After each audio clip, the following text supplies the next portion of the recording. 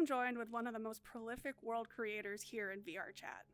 You may know them from worlds such as Deep Blue, Aquarius, Magic Heist, District Roboto, and Treasure Heist, which held awards in 3 categories at last year's Raindance Immersive Festival. I am very excited to be speaking with Fangs about their new world, Complex 7. Fangs, thank you so much for joining me today. Hi, thank you. It's a pleasure. Can you tell us a little bit about yourself?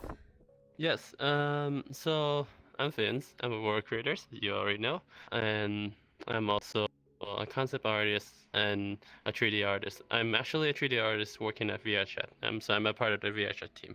Uh, but I've been working at as a freelance concept artist for the past five or 6 years. So, I've been I would say work creating about 4 or 5 years ish. So yeah, I'm just the guy that spent a lot of time on Unity and other art-related stuff. Very cool. I didn't know you worked for VR Chat. That's amazing. I've been with the company for a year now. So my job at VRChat is to create world for VRChat in the official capacity. You like it? Oh, absolutely, it's a dream job. Tell me, what motivated you to start creating worlds? It's it's weird. Like when I was a little kid and when I was playing like those like NES game or Super Nintendo and all that stuff, like the game wasn't actually interest me that much, but the background always interests me. I will always look at the background, like the 2D sprite or the 2D art, and I was like, what's going on over there? I want to see this city. I want to explore that. And of course, as I get older and I get more fancier game console like the PS1 and that kind of stuff, I always ignore the game and I always like explore the environment. And there was like this feeling of exploration, this feeling of like wanting to see beyond the game that they designed for us. So I guess yeah, I'm just always been fascinated with the process of like creating something, and for letting people explore it because I want people to have that sense of feeling of like what's beyond those building, what's beyond the game. Like I felt when I was playing those games when I was a little kid. So yeah, I don't know. That's my little inspiration for wanting to make stuff, I guess. What was your inspiration for Complex 7? Stray. Absolutely Stray. If you're not familiar with the game, Stray is a video game, I think published by Annapurna Interactive and then developed by B12 Studio. They are a French-based company. One of the co-founder of at least for the projects, Koala is I believe their name, has been kind of like my spiritual mentor for the past like I would say almost 10 years. So I discovered Quilla on Unreal Engine forum back in 2000, I wouldn't say 2015 or so. And at the time I was playing around with Unreal Engines and just learning the process of like lighting, because I saw some of his work on YouTube and I was so impressed. So I follow him on the forum, and he wants to teach people and give out like project files and like teach people like, hey, this is how you do the lighting, this is how I do my lighting and stuff. And I just studied that. At the time I was also learning to become like a concept artist, so his stuff was very helpful. About 2017, he started a project called Project HK. I think it stands for Hong Kong, and it's just a picture of a cat in an alley. And I was very intriguing, and I'm like, oh, what is he up to? So apparently he wanted to make an indie game at the time.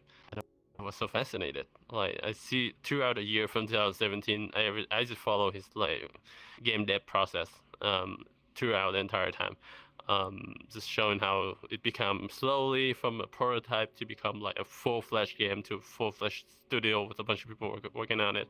So Stray is this world is like a love letter to both Stray and the person that basically have been my mentor for like the past decade and getting me to become like an actual game dev and lighting artist and concept artist. All thanks to him.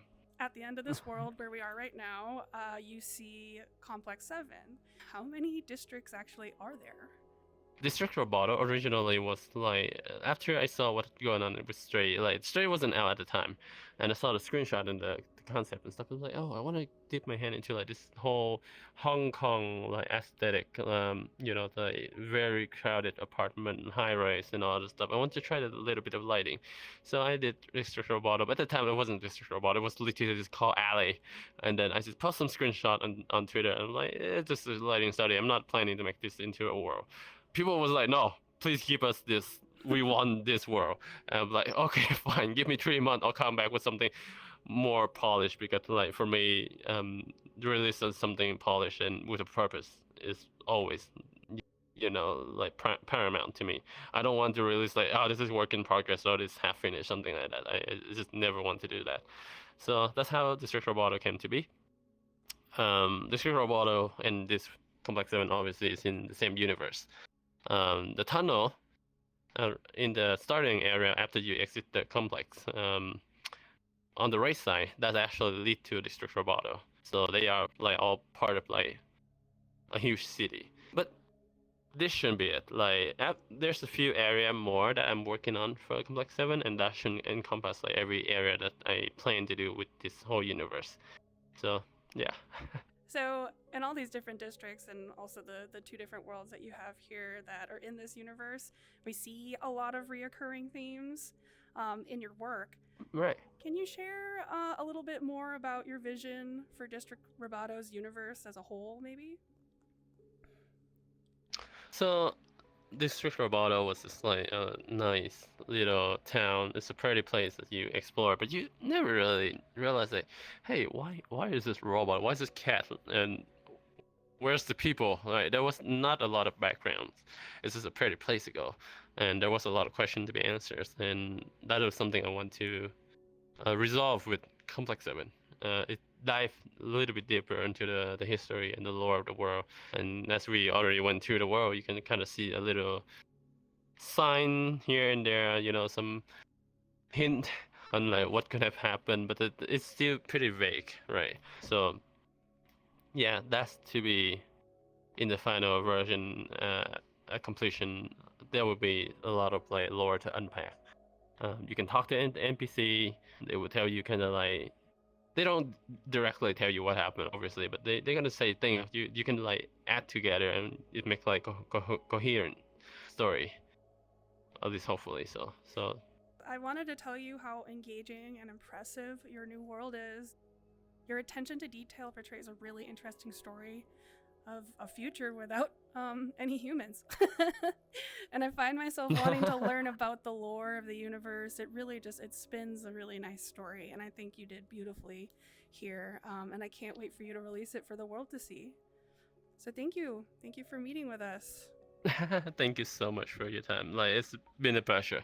It's always, as a creator, sometimes it's a bit lonely making stuff and just sitting in Unity all day, and it's always such a treat to be able to like express the thing that you're passionate about and telling people about your work.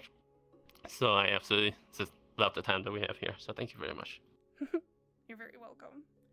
If anybody interested, if you want to stay on top of like what I'm doing, feel free to follow me at on Twitter at VRCFins, and also you can find me here in VRChat, and I have a group called Finswork Interactive, and if you join it, you can like get at least some sneak peek, some picture and update here and there, and just like an alert when I release the world. So if you're interested in that, feel free to come. No pressure, of course.